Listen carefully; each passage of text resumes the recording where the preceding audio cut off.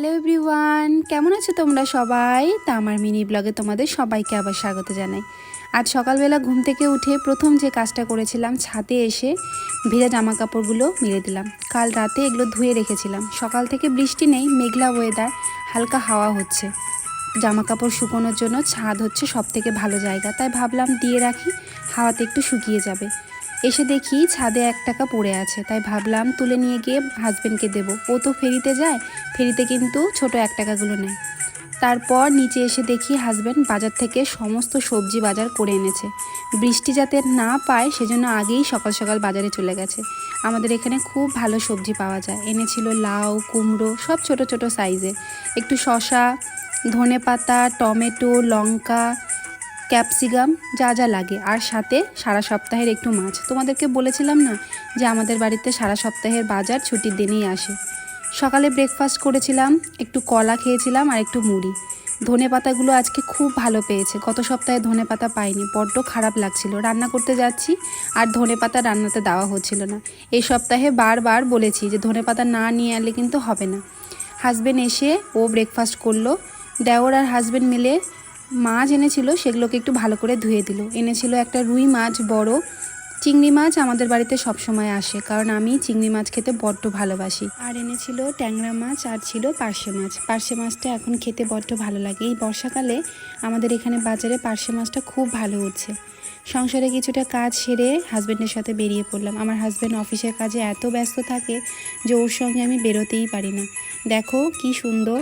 আমি বলেছিলাম না যে আমাদের কল্যাণীতে এত গাছপালা, এবং সবার বাড়িতে এত গাছপালা থাকে, বড্ড ভালো লাগে। এই যে রাস্তাটা ধরে যাচ্ছি, 2 ধার দিয়ে কত গাছ, আর পাশেই কিন্তু স্টেশন, আমাদের যে কল্যাণী মদনপুর স্টেশনটা যায়।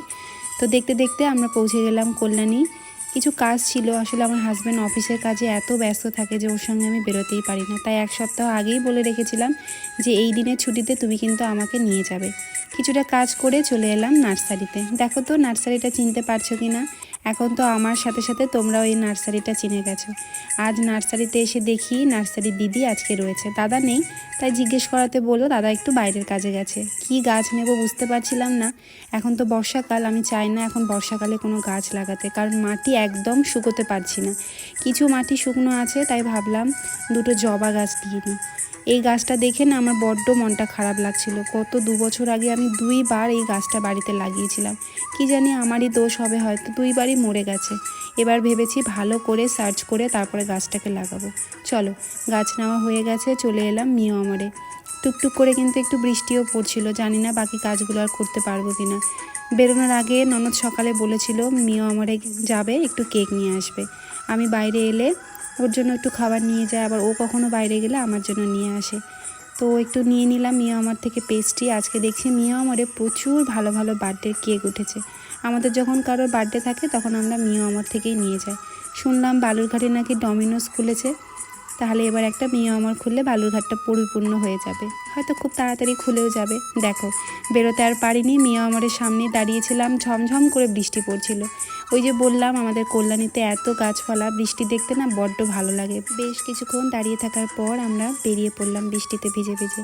আজকে আমার দিনটা বড্ড ভালো কাটলো। কতদিন পর হাজব্যান্ডের সাথে বেরিয়েছিলাম, তার উপরে সাথে ছিল বৃষ্টি। পুরোনো কিছু কথা আমাদের দুজনেরই মনে পড়লো।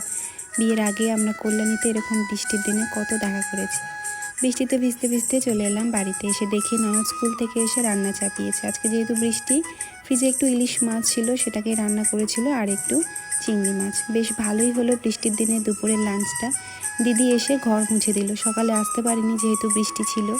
তো চলো, ভিডিওটা তাহলে এখানেই শেষ করছি। তোমরা সবাই ভালো থেকো, দেখা হবে পরের ব্লগে।